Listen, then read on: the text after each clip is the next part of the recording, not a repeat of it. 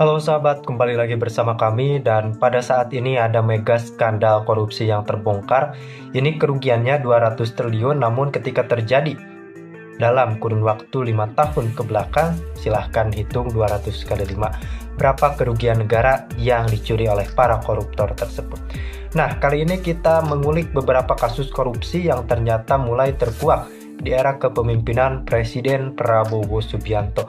Kalau rekan-rekan masih ingat bagaimana Pak Prabowo menggebu-gebunya saat janji kampanye, saat pidato-pidatonya dalam mengatasi kasus korupsi. Nah, kenapa Min sekarang kok banyak kasus korupsi yang terungkap? Ya ini pekerjaannya Pak Prabowo. Jadi Pak Prabowo memang mengungkap semua kasus korupsi di Indonesia tanpa terkecuali dari pihak lawan, dari pihak kawan, langsung dibabat habis oleh Pak Presiden Prabowo Subianto. Lalu, bagaimana Min? Ini apakah benar mega skandal korupsi ini sengaja dibuka atau justru ini untuk pengalihan isu?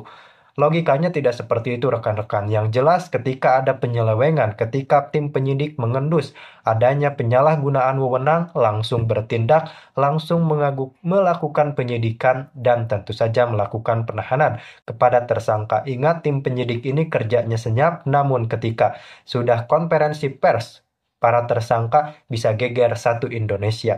Contoh saja skandal kasus korupsi Pertamina. Waduh, mungkin rekan-rekan sudah banyak mengikuti kasus ini dan ya, kita tahu bahwa ini ada keterlibatan beberapa oknum di dalamnya dan sudah menjadi tersangka. Namun ada yang menarik dari wawancara Ahok yang seolah menggebu-gebu saat diwawancarai oleh Najwa Shihab. Namun ternyata warganet kini menemukan kejanggalan karena ternyata statementnya berbeda-beda. Jadi netizen bingung nih, mana yang benar nih Pak Ahok? Waduh, ini jangan-jangan ada udang di balik batu nih seperti ini. Langsung kita simak terlebih dahulu. Cahayapurnama harus belajar mengendalikan kata saat bicara. Dia sekarang sedang disebut amnesia alias terkena penyakit hilang ingatan. Gara-garanya dia kan sedang sering dimintai komentar soal mega korupsi 1.000 triliun rupiah di Pertamina. Ahok dimintai komentar karena dia adalah mantan komisaris utama Pertamina dari 2019 sampai 2024. Dia juga dikenal sangat anti korupsi. Sementara mega korupsi Pertamina itu kan terjadi pada 2018 sampai 2023. Jadi waktunya itu bersamaan. Ahok dengan sigap menjawab pertanyaan wartawan. Tapi ternyata jawaban-jawabannya tidak konsisten. Paling tidak antara jawabannya sekarang dengan jawabannya di masa lalu. Saat ini kan para netizen punya alat dan cara yang mudah untuk melakukan rekam jejak mereka yang bicara. Sial buat Ahok. Ternyata dengan segera beredar video yang menunjukkan ucapannya sekarang berubah total dari ucapannya tahun lalu. Yang paling ramai adalah soal posisinya sebagai komisaris utama dan direktur utama Pertamina. Ini terkait dengan dua wawancara dia pada 2024 dan 2025 ini. Pada 2024 dia diwawancara Najwa Shihab. Kepada Najwa, Ahok mengaku dia pernah ditawari Presiden Jokowi untuk jadi dirut Pertamina pada 2023. Ahok bilang dia menolak. Menurut dia tawaran itu datang terlambat. Terkesan sih dia sebenarnya berharap bisa ditawari jadi dirut setelah ia keluar dari penjara. Pada 2019 dia hanya ditawari menjadi komisaris utama. Dia kemudian menjalani peran itu dengan komitmen tinggi. Di bawah pengawasan Ahok, Pertamina yang tadinya rugi terus bisa diperbaiki kinerjanya sehingga mencapai tingkat keuntungan tertinggi dalam 4 tahun terakhir. Jadi kata Ahok, lebih baik Jokowi cari orang lain saja untuk jadi dirut. Menurutnya dia sedang menikmati posisi sebagai komisaris utama. Dia sudah sangat happy. Dia bisa menjalani banyak terapi. Terapi main golf, terapi main piano, terapi bahasa Mandarin. Dia juga sedang menyiapkan bisnis jagung dan ayam. Menurut Ahok, peran dirut dan komen itu nggak banyak beda. Hanya gajinya saja yang beda. Di Pertamina, kata Ahok, dirutnya pun tunduk pada dia. Lagi pula kata Ahok, yang paling bahagia dalam hidup ini adalah kalau ada duit, ada waktu. Kalau dirut memang ada duit, tapi nggak ada waktu. Jadi jelas ya, menurut Ahok dia memang menolak duduk sebagai dirut. Dan dia nampak happy sebagai komut. Kini setahun kemudian jawaban Ahok menunjukkan perubahan total. Dia diwawancara Narasi TV, Kali ini dia terkesan kesal karena dipertanyakan perannya dalam mencegah terjadinya mega korupsi yang dilakukan Rifa dan kawan-kawan. Korupsinya kan memang mencapai hampir 200 triliun rupiah. Sehingga kalau itu berlangsung selama 5 tahun, jumlah totalnya adalah 1.000 triliun rupiah. Lantas di mana peran Ahok? Frame jawaban Ahok kali ini sama sekali berbeda dengan ketika dia berhadapan dengan Najwa. Dengan nada marah dia bilang, dia nggak bisa apa-apa sebagai komisaris utama. Dia bilang dia tidak pernah ditawari posisi dirut. Menurutnya, dia berkali-kali bilang kalau benar ingin bersihkan Pertamina, jadikan dia dirut. Itu yang saya katakan sebagai perubahan total atau signifikan lah dalam jawaban Ahok. Sekarang dia secara tegas bilang tidak ditawari sebagai dirut. Sementara pada 2024 dia bilang dia ditawari, tapi dia tolak. Mana yang benar? Karena itulah mereka yang sinis menyebutnya Ahok lupa ingatan. Saya sendiri tidak mau menuduh dia terlalu jauh dengan sebutan-sebutan negatif semacam itu. Karena dalam posisi terdesak, orang memang mungkin saja mengeluarkan pernyataan yang tak terkendali. Menurut logika saya, Ahok memang pernah menolak tawaran jadi dirut yang disampaikan Jokowi pada 2023. Mungkin dia memang kecewa karena menganggap seharusnya tawaran itu sudah diajukan segera setelah dia lepas dari penjara. Atau mungkin karena dia tahu dia akan menjadi tim pemenangan Ganjar Mahfud pada awal 2024. Atau bisa juga karena dia sudah merasa nyaman sebagai komut seperti yang dia ceritakan. Apapun alasannya, dia memang pernah menyatakan tidak mau menerima tawaran sebagai dirut Pertamina. Masalahnya pada 2025 ini dia seperti disudutkan dengan pertanyaan yang meragukan komitmennya untuk memerangi korupsi di Pertamina.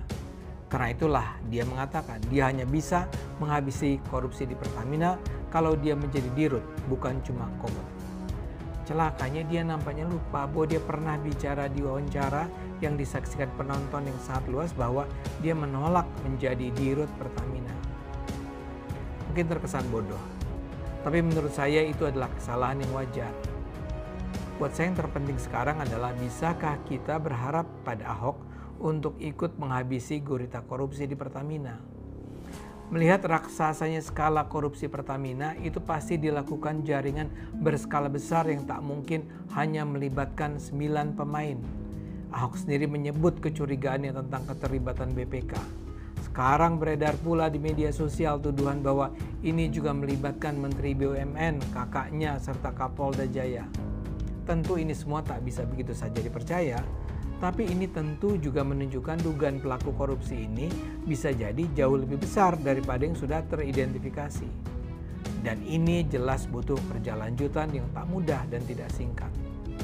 Karena itu menurut saya Ahok bisa menjadi faktor penting dalam pembongkaran Pertamina ini. Dalam salah satu wawancara Ahok bilang, untuk membereskan korupsi Indonesia perlu macan sejati, bukan macan sirkus. Menurutnya kalau Kejagung butuh data, dia bisa serahkan data Pertamina yang dimiliki dalam satu disk untuk didengarkan baik-baik. Tapi dia minta kalau kasus Pertamina ini hendak disidangkan, persidangan harus dilakukan secara terbuka. Kalau mau buka habis katanya. Jadi terlihat sekali Ahok masih bersemangat untuk membongkar Pertamina. Dalam wawancara itu Ahok sendiri mengatakan, dia punya rekaman dan notulensi tiap rapat selama menjabat komut Pertamina. Menurutnya apa yang terjadi di Pertamina hari ini merupakan praktik yang sudah lama. Ini permainan yang sudah lama yang masing-masing penguasa tidak mau stop, ujarnya. Ahok mengatakan ketika ia menjabat sebagai komut, dia sudah bersikap keras terhadap para pejabat Pertamina yang diawasinya. Tapi sebagai komisaris dia tidak punya otoritas untuk memberi sanksi atau memecat. Namun demikian Ahok menyatakan dia sudah mengatakan pada semua bawahannya bahwa semua catatan itu akan terus dia pegang dan kalau perlu akan dia gunakan. Menurut Ahok dia sudah mengingatkan orang-orang Pertamina bahwa satu hari nanti kalau terjadi pergantian rezim, ku penjarakan kalian semua. Catat baik-baik kalimat saya. Ahok bilang dia pernah ancam pecat Rifa Siahaan. Hampir tiap hari dia saya maki, ujarnya. Dia mengatakan jika rezim ingin membereskan korupsi di Pertamina, catatannya selama ini sudah cukup. Kalau rezim mau betul-betul membereskan korupsi migas dan Pertamina, saya jamin data yang saya miliki akan dapat memenjarakan mereka semua, ujarnya. Apa Ahok sungguh-sungguh?